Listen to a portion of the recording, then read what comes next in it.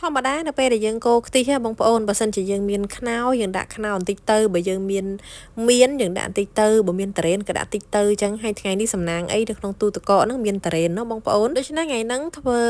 ចេកស្រូបខ្ទិះអញ្ចឹងក៏បានខ្ទិះហើយលាយតារ៉េនទៀតបងប្អូនហើយសម្រាប់ចេកស្រូបខ្ទិះនេះដែរជាទូទៅគឺគេយកចេកដែលចាស់គឺថាចិត្តទុំនិយាយទៅមិនមែនចេកទុំទេអញ្ចឹងហើយទៅធ្វើឲ្យចេកស្រូបខ្ទិះឬក៏ចេកសាយឿនហ្នឹងខុសពីចេកខ្ទិះដែលសារតែចេកខ្ទិះគេយកចេកទុំមកធ្វើបងប្អូនសម្រាប់បងប្អូនដែលអត់ទាន់ចេះធ្វើបងប្អូនអាចមើលវីដេអូខ្ញុំបានខ្ញុំនឹងប្រាប់បងប្អូនពីរបៀបធ្វើងាយទេបងប្អូនគឺអត់ពិបាកទេប៉ុន្តែបើទៅទិញគេញ៉ាំវិញគឺថ្លៃគួរសមដែរហ្នឹងបងប្អូនព្រោះចេកហ្នឹងភាគច្រើនគេអត់សូវធ្វើលក់ទេកន្លែងខ្លះក៏មានទៅកន្លែងខ្លះអត់តែភាគច្រើនគឺអត់មិនមែនសូវមានច្រើនទេអញ្ចឹងជាដំបូងយើងយកចេករបស់យើងដែលចិត្តទុំហ្នឹងបងប្អូនគឺនៅសបកខៀវដែលបងប្អូនឃើញអញ្ចឹងណាយើងយកមកស្ងោរហើយនៅពេលដែលយើងស្ងោរចេកហ្នឹងគឺងាយស្រួលទេយើងដាក់អំបិលបន្តិចទៅដើម្បីឲ្យចេកហ្នឹងមានជាតិហើយបងប្អូនចង់ដឹងថាចេកឆ្អិនមិនឆ្អិនណាចាំមើលតែប្រេះសបកទៅគឺមានន័យថាឆ្អិនហើយអញ្ចឹងយើងដាក់ស្ងោរចេករហូតដល់តែប្រេះសបកទៅណាបងប្អូននិយាយទៅក៏ប៉ិតចេកខ្ញុំមកស្ទងហ្នឹង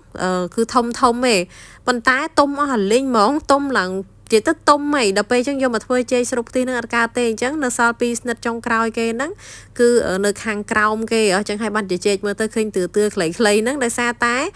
ែចេកធំវាទុំអស់អញ្ចឹងណាបងប្អូនអញ្ចឹងអានេះចុងស្និតទេចុងស្ទងអញ្ចឹងហើយក៏បានចេកតូចៗចឹងឯងអញ្ចឹងនៅពេលដែលយើងស្ងោរចេករួចហើយគឺយើងយកចេកហ្នឹងយកមកហាន់ជាប្រទះដូចខ្ញុំចេះមកណាបងប្អូនកុំឲ្យស្ដាងពេកកុំឲ្យក្រាស់ពេកនិយាយទៅមកល្មមដែលយើងគិតថាស្រូបទឹកខ្ទិះទៅគឺវាជោគឆ្ងាញ់អញ្ចឹងកុំឲ្យថាក្រាស់ពេកឬក៏ស្ដាងពេកអញ្ចឹងទៅណាបងប្អូននិយាយទៅនៅពេលដែលហាន់ចេកជាប្រទះចេះអត់ងាយស្រួលទេបងប្អូនគឺថាស្អិតតាត់តែម្ដងប៉ុន្តែចូលតែចង់ញ៉ាំឲ្យធ្វើតែម្ដងទៅណាបន្ទាប់មកយើងយកចេករបស់យើងទៅទុកម្ដុំសិនទៅហើយយើងមកដាក់លីងល្ងដើម្បីយើងយកមករោយពីលើបងប្អូននិយាយទៅគឺសឹងតែថាដូចគ្រឿងផ្សំគឺដូចទៅនឹងចេកខ្ទិះតែម្ដងគឺខុសគ្នាត្រង់តែថាយើងប្រើចេកទុំហើយមួយទៀតគឺយើងប្រើចេកហៅថាសកៀលអញ្ចឹងណាបងប្អូនចិត្តទុំណាអញ្ចឹងគឺយើងមានល្ងមានអីលីងហើយយកទៅបុកទៅកិនអីដូចគ្នាអញ្ចឹងឯងបងប្អូនចង់បុកក៏បានកិនក៏បានដែរល្ងហ្នឹងតែបើថាដាក់ទាំងមូលវាអត់សូវឈ្ងុយទេបន្ទាប់ពីយើងលីងល្ងបុកល្ងហើយយើងមកដាក់ស្ងោរសាគូណាបងប្អូន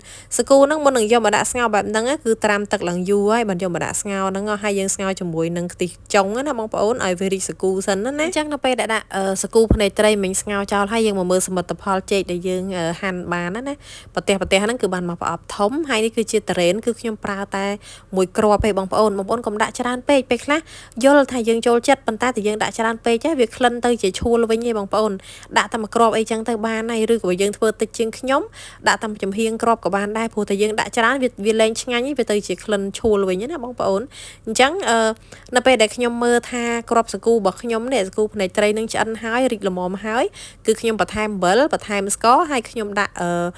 ់តារ៉េននឹងចូលតែម្ដងណាបងប្អូនយើងដាក់ឲ្យនៅដុំធំចឹងក៏បានយើងបែកវាបន្តិចទៅក៏បានដែរពីព្រោះអីយើងបែកចឹងទៅវាបានច្រើនចឹងណាតែបើថាយើងចង់ញ៉ាំតារ៉េនដុំបាច់ទេយើងគ្រាន់តែហែកវាតិចហើយដាក់ចូលតែម្ដងទៅហ្នឹងគឺយើងពេលដែលញ៉ាំគឺប៉ះតារ៉េនដុំធំតែម្ដងហើយការប្រើស្ករដែរគឺយើង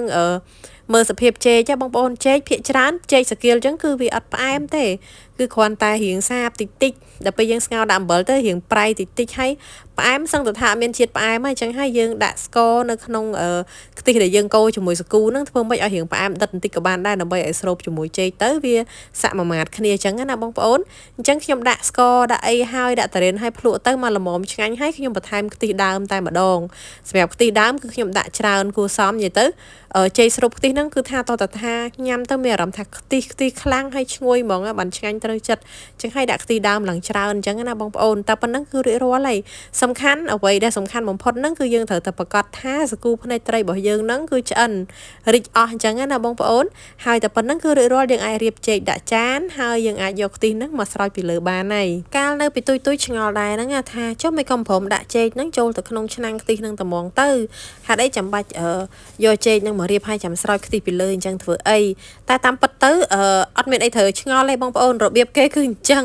របៀបហ្នឹងគឺខុសពីចេកខ្ទិះអញ្ចឹងឯងបើចេកខ្ទិះយើងស្ងោរចេកស្ងោរអីជាមួយនឹងខ្ទិះតែម្ដងតែបើថាចេកសរុបខ្ទិះឬក៏ចេកសាយឿននេះគឺគេធ្វើអញ្ចឹងឯងបងប្អូនតែគ្រាន់តែថារយល្ងរយអីដូចគ្នាអញ្ចឹងណាតែល្ងខ្ញុំរៀងម៉ត់ពេកអញ្ចឹងទៅប៉ុន្តែមើលទៅមិនសូវដឹងថាល្ងមែនប៉ុន្តែក្លិនគឺឈ្ងុយឆ្ងាញ់ណាបងប្អូនអញ្ចឹងតែប៉ុណ្្នឹងគឺរួចរាល់ហើយអញ្ចឹងសម្រាប់បងប្អូនដែលឆ្ងល់ដូចខ្ញុំថាហេតុអីក៏មិនព្រមដាក់ ចូលឆ្នាំងខ្ទិះតែហ្មងទៅចាំបាច់រៀបឲ្យស្រោចខ្ទិះធ្វើអីឈប់ឆ្ងល់ទៅបងប្អូនហើយធ្វើមិនទេម្ហូបគឺគេមានលក្ខណៈពិសេសរបស់គេអញ្ចឹងណាចង់និយាយថានំម្ហូបក៏ដោយនំនែកបង្អែមអីក៏ដោយគឺគេមានលក្ខណៈពិសេសរបស់គេអញ្ចឹងហើយហ្នឹងក៏ជាលក្ខណៈពិសេសរបស់ចេកស្រូបខ្ទិះនឹងដែរ